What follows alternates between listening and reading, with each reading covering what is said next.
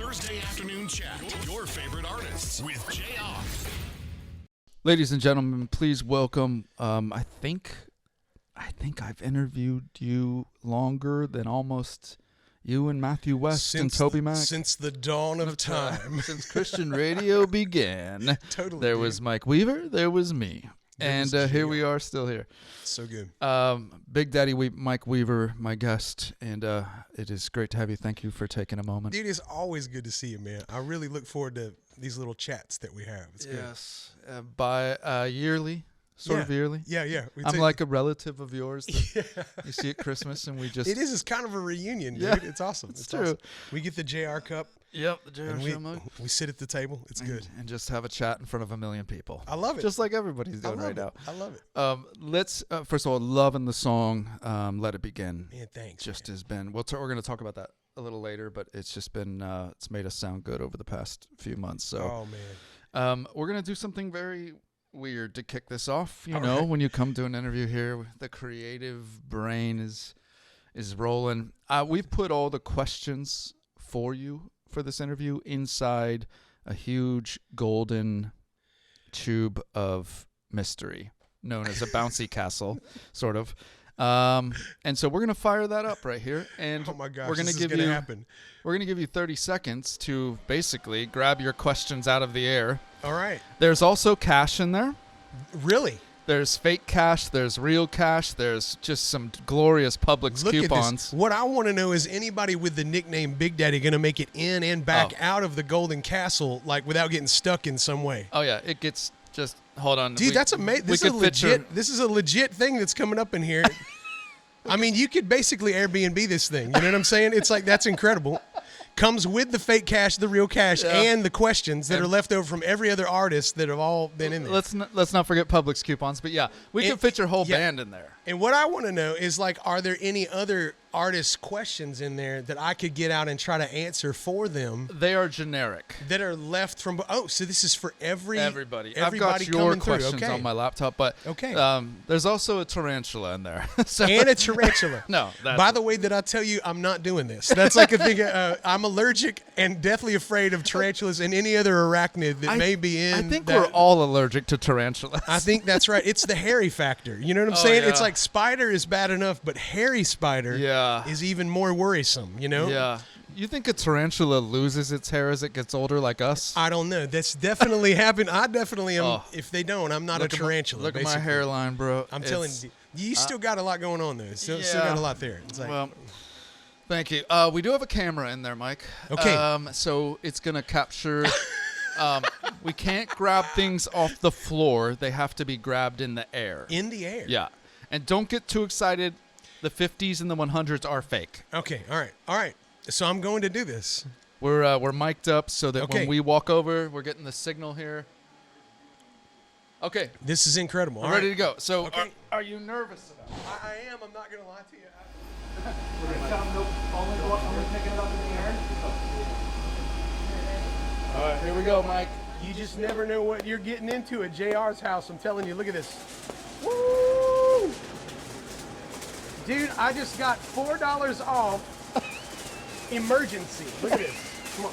I just got $50 in some counterfeit form of currency. That's your question. All right? 5 it's seconds. All money, dude. I got $100. I got $50. Look at this. Dude. But hang on, I'm taking $5 just because of... Make sure it's real. Yeah, that's the real one. I took $5 just for the experience. Actually, so it was good. $5 though. It looked more real than the $50, though. The $50 definitely didn't look real. Dude, look at this, dude. $7.99 Power Crunch Protein Energy Bar. Only the best, Mike, when you come in. In times like these, you can coupon could save the day. That's the difference of like whether I'm getting this or not. You know what I mean? What's crazy is it's free when you walk in the door there at Publix, but nobody reaches for them anymore. I walked in and I actually grabbed a stack, and I felt guilty like I was stealing, but I'm like, they're free. I just took all of them. Dude, that is just all of them. Yeah. Let's, one of the questions you pulled, let's read this, Mike. If I spent a week in 1850, how would I be received by the people of that time? Dude. Just a week. Picture Back to the Future. Marty goes back to the Old West. It doesn't have to be Old West, but like if you went back technology-wise, you as you are right now, and you're like walking around by yourself for a week, and people are like, this dude is not from here.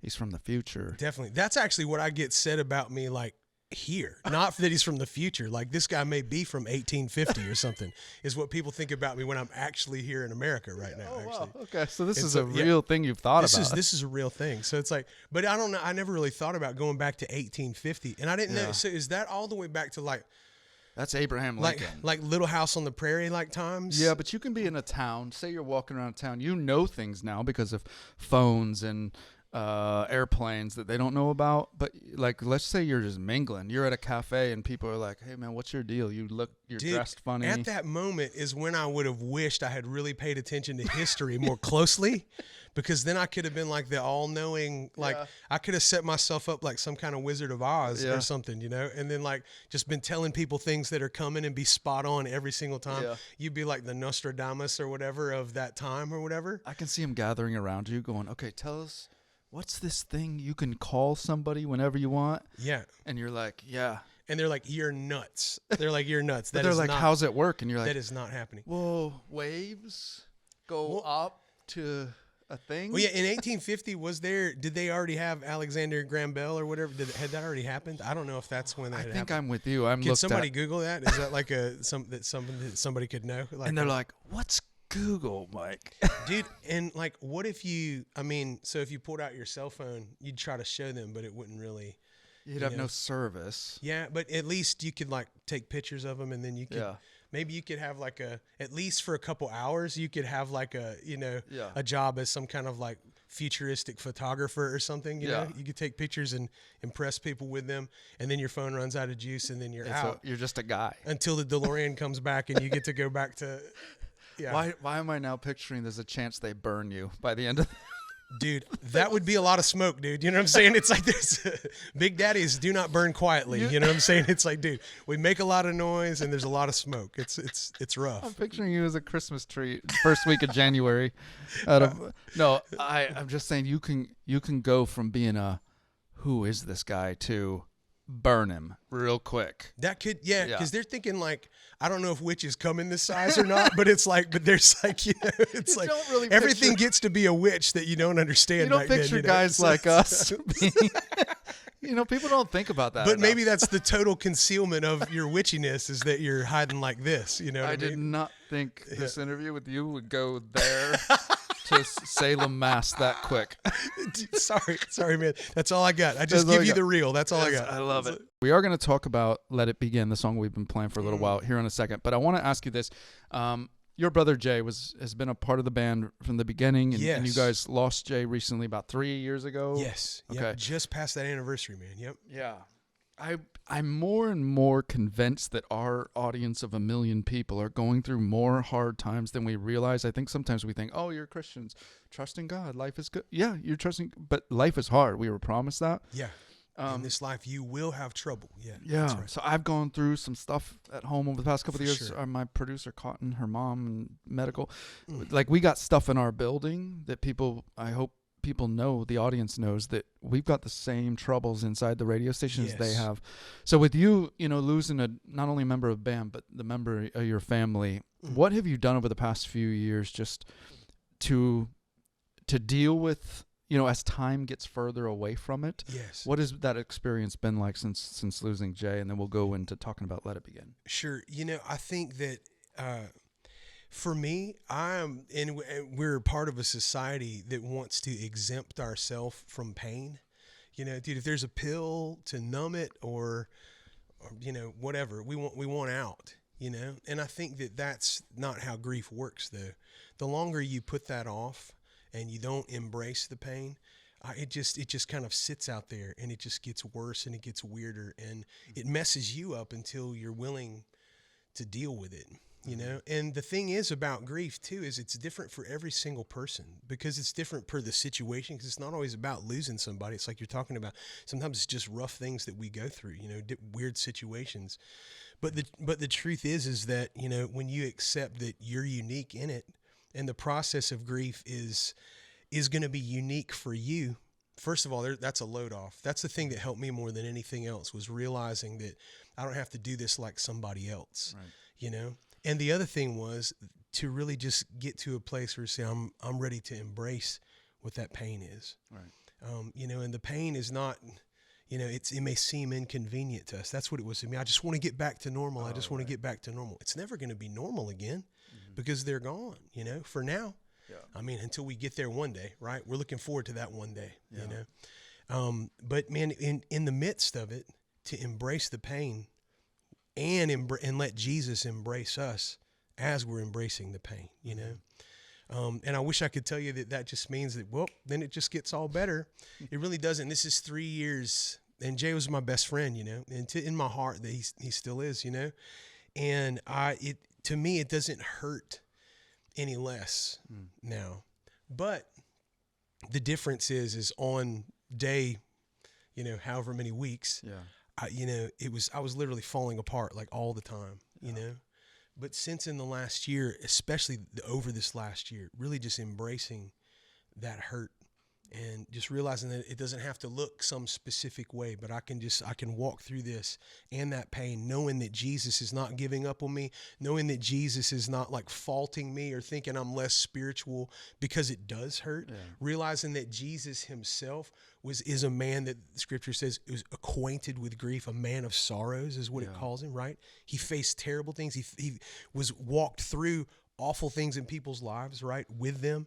He knows about grief. He knows about sorrow. He knows about suffering more than anybody, right? I feel, and I've said this for a couple of years now, I feel like God has I'm not an author, I can barely read, but I feel like there's a book that God keeps pressing on my heart to write, focusing on a few people in Scripture, because when we read about the trauma of these heroes of Scripture, we gloss over what happened to them because they move on so quickly. Like if you just read through Job, you'll be very surprised to know all these things are happening on the same day.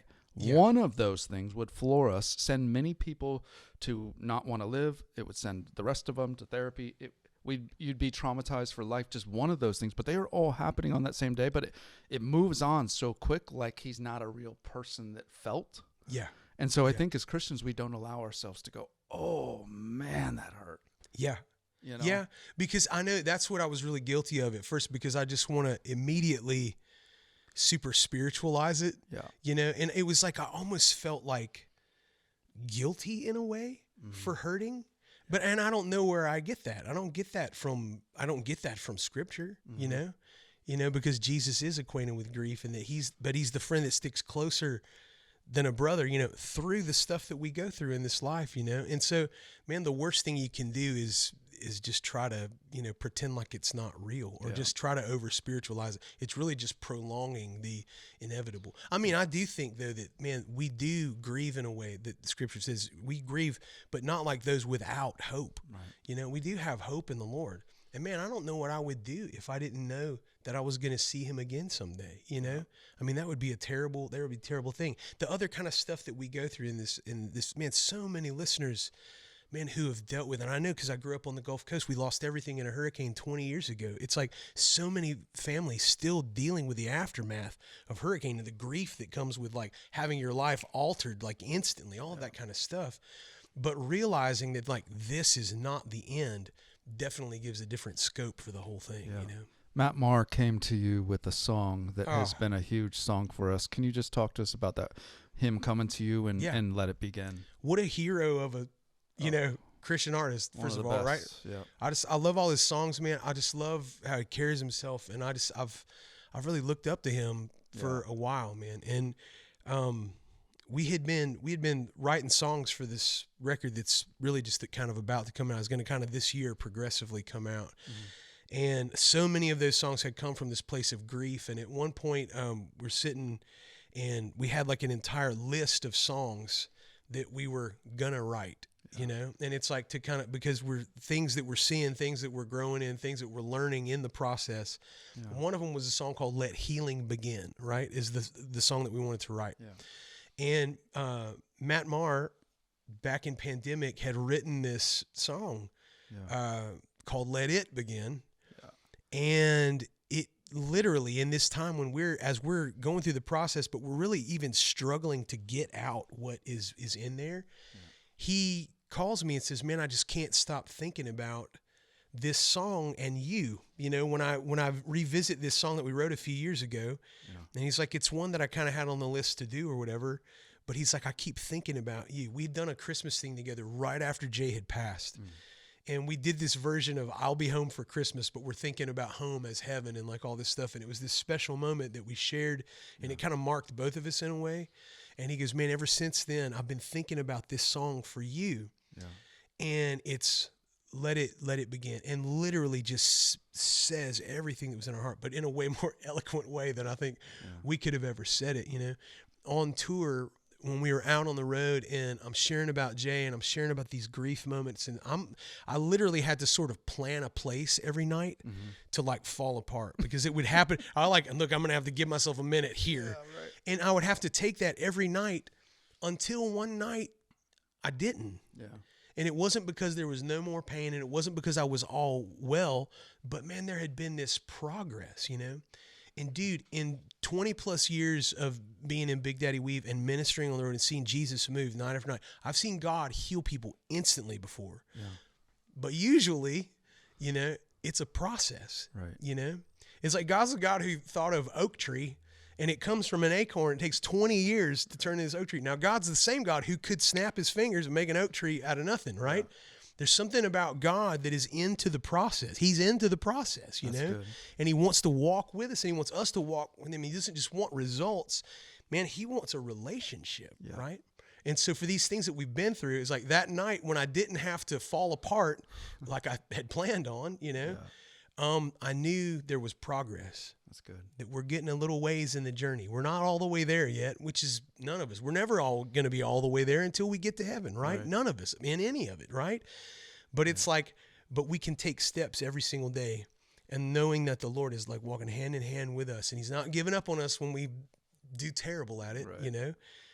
But it's the process, and that's what healing is a process. And that's, this song was kind of became that Matt gave us was this raise your glass moment to like, hey, to everybody in the room, what are we all dealing with? What are we all in process with? And like, man, let the healing of God, the process of healing begin in our lives as we walk it out, man. Yeah. Let's I have to interviews with you, Mike. It makes me work. First of all, we've been sitting across from each other for almost 20 years now, from Nashville to Florida, but I have to go. You're one of my am I the interviewee, or you're the interviewer? Or you're the E. And that makes me the interviewee. Yeah, that's a I drop that line every interview. Jayar. That's a dad joke. That's like it only gets worse. Yeah. See this gray is only a signal. Before long, we're going to be granddaddy weave. You know what I mean? It's like. So I like to go, because you can go real deep, and I love it. And you say these great things God's gifted you in that, but then you also can play. So, you and I always end up talking about food, so I want to exploit it. Always, dude. Come on now. Last year, I introduced you to the sweet tart rope. How was the progress of that? Dude, as a man trying to deal with diabetes, that was not a good introduction. Dude, they are delicious. And it's amazing, though, because now I have people that I don't even know sometimes bringing me sweet tart ropes to the show. They're like, we saw that thing. We could tell you really liked that big guy, you know? And so it was like, it was amazing. So what do you got? What do you got this time, dude? Could I be like indicted for like to give a guy sweet tart ropes? Like, is that manslaughter what I did to you? I don't know. Well, you didn't come back and try to like deal them to me. You know what I mean? It's like, you're like, well, the first one's free. The first sweet tart rope is free. I got you hooked. Yeah. And every time I see you, like, you out? He's like, he's hooked like a big daddy in a candy store. It's like 2024. What was the item that was if you could go, 2024 was the year that I found, not sweet tart roast, but like it was I fell in love with for me, it was the Reuben. I'd never eaten really a Reuben sandwich my whole life, and last year always been there, but you just discovered it, yeah. And we were meant for each other. Yeah, what is that? You know what I think actually, and I don't know if us using brands gets us in trouble here or whatever. As long as we're not giving the price of the item. Okay, that's good. Okay, we're not giving the price of it. It's so, but man, Torchy's Tacos, it was the fried avocado taco. Ooh, dude. It not only so okay. Look, there's some things in in the nutrition land that are good for you. Avocado. There are probably. some things that are good to you. You know what I'm saying? Yeah. And this is one of the things that's good to you, and it affects you because when you have a bite, there's some people who can eat things because they're hungry, and as soon as they're done, that's it. For me, food has always been another kind of experience. This fried avocado taco touched the inside of my soul, bro. You know what I'm saying? It was so good to me, man. There's lots of other good stuff on Torchy's menu, but it was like for some reason, and I think it's because my wife is not really a meat eater, and so we went in at some point and I had this, and I dude, it blessed me, and it was this vegetarian thing or whatever, but then I knew it was going to bless her also, and that was like the double blessing. Yeah, you hit her love language, like heck yeah. Yeah, It was good. Man, I'm the same as you. Like normal people can enjoying a bit of food is like you had a great date. Yeah. But I need to go say, let's go for a walk too. And then, hey, do you want to go see a movie? And it's 2 a.m. and we're still together. Yeah. And it should have ended when the meal. Like we made a night of it. Absolutely. All right, delicious. Let's go with this is kind of my with all the interviews this winter and spring. It's kind of my rotating question I asked everybody because just something that has been inside of you spiritually that has been, oh man, this is a season where I can tell this is being worked. Something's happening here, and I've never written a song about it. And I can see that one day something is stirring now that could lead to a song. Dude, that's such a good thing. You know what's wild though? I don't know that I have that at the top of my brain, but what that question brings up in me is just remembering the things that we do know. Because we're sharing about how it's this process of walking with God and walking it out. And I think that stuff that we learned even a long time ago, when you're in a new place in your life, it has a brand new meaning. So we're on tour, and it was amazing how the Lord sort of set this up. Young lady named Megan Woods, man, amazing. This song, The Truth, just blown up. Just, it's so good. And it strikes me, man, in that place that deals with identity, Another young man, dude, amazing guy, man. I'm telling you, just had this moment of revival with him, man. Ben Fuller, dude, an amazing guy, man. That dude is on fire. Yeah. And in this moment of me, man, walking through, you just sort of feel like you had your guts kicked out when you lose people, And I was just in that spot. But when I met Ben Fuller and I literally just saw his love for God, and I saw his fire for God. Like it was like Jesus just rekindled something in my heart. It was just remembering the times from years ago, man, of me and Jay ministering together and seeing the Lord just move and all these things. And it just brought it all back. And somehow it was just like in a moment of just hugging a dude. It was like literally fresh again, man. And the Lord put all three of us together. Yeah. All three of us have these songs about identity. That's one of the things I've struggled with after Jay going to be with Jesus is like when my family is not with me in a way, it's like, who am I? Ben even has a song called that, right? Yeah. And it's like, but I mean, and to go back and to hear these new songs from these amazing artists, see the freshness on them, and just to be reminded of those times, and it literally rekindles something in me, and to go back and revisit a song like Redeemed that we sing every single night. But if you're not careful, it can sort of lose the power of what it is, And it's like, man, that the Lord is, we are not just the awful things that have happened to us, and we're not defined by, the rough moments in this life. We're defined by the love of God. That's who we are. Who we are is because of what He's done. That's the entire gospel. We couldn't do it, right? Yeah. So He did it, and then we receive what it is that He's done. And then our mission on this planet is to just live from our heart in that place and share with other people that experience that we've had with Jesus, right? Yeah, that's awesome. And so it's so wild because after all this time, coming up on 27 years with Big Daddy Weave, which is so weird, Granddaddy Weave, like I said, right? I was living out in California when I first, I was on, I'll bleep it, but I was on Air One when Air One first moved into K-Love, and I thought you were black. And I wish I was black, dude. I wish I was. But I remember it was back in that rock and roll worship full of when Rockland Air One moved in with Caleb, and I still remember just seeing the name, and I'm like, I I have a 21-year-old daughter now, but she was a newborn when I first saw Wow, your dude. name on the screen. Wow. And so it's like the life that has come and gone, and you're still writing songs that I'm playing. It's like, Dude. it's a, to God be the glory. It's just Jesus. Yeah. To God be the glory. Right. Did totally. you write that? Totally. I wish again, also, I'm not Irish enough to have written that though. It's yeah. What is a highlight of this was one of the questions you pulled.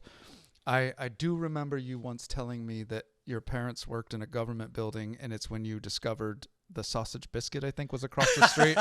It's weird how I can't remember. We really do only talk about something to eat, don't we? It's like we have, yeah. I didn't even put that together. But I just remember parts of conversations with guests because I have to pay so attention to be able to, so it like tattoos to part of my brain. Yeah. Things you've said 15 years ago.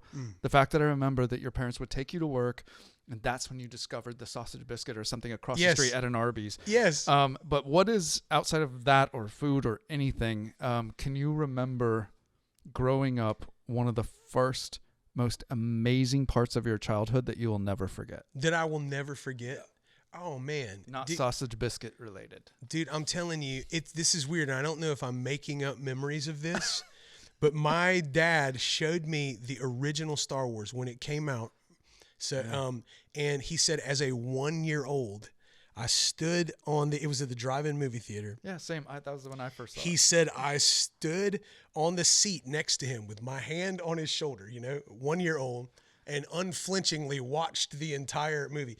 And basically, I've always believed somehow that out there somewhere, Wookiees are really real, actually. You know what I mean? It's like, and that just, that's like, I would like to pose that actually people who have had Bigfoot sightings, really, those are probably something more akin to Chewbacca, Yeah. That somewhere out there you can, you hear the whole thing.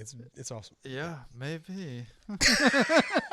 That's a great memory, though. That was a new place. That's a new place to go there. It's awesome. Yeah, I love that because I have that same memory, not standing holding my dad's shoulder, but certain things from your childhood. Yes. Why did that stick? Why did that stick? Yes. And for me being at the drive-through with my dad, I don't remember the movie much. I just remember there was a playground at the front of the drive-in, and it's so funny that sticks in my mind that we could go on swings and roller, or what are they called? Merry-go-rounds. Yeah, merry-go-round, yeah. And then at some point when the movie started, you come back to your car and you're done playing. That was amazing. That was a genius idea. Yeah. It was a genius idea. During pandemic, for a little while, it was like this revival of that because none of us could play indoors or whatever. So it's like we started doing these shows at drive-in movie theaters and reliving that entire thing. It was awesome. It was awesome. All right, everybody get ready for new music coming throughout the year from Big Daddy Weave. And just kind of rolling it out. Yeah, it is. Song at a time. It's kind of sharing from this last season of life, Yeah. It's good. Everything Matt Marr's feeling, we're gonna bring it to you. Yeah.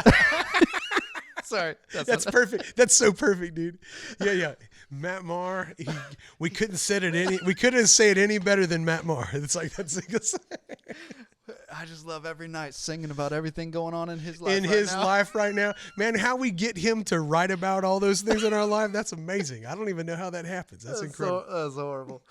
Always appreciate you, my friend. Oh, absolutely, bro. Absolutely. I love it, man. And I love you, man. And I'm a big fan of you. And we love having these times, man. The Thursday Afternoon Chat. Your favorite artists with Jayar.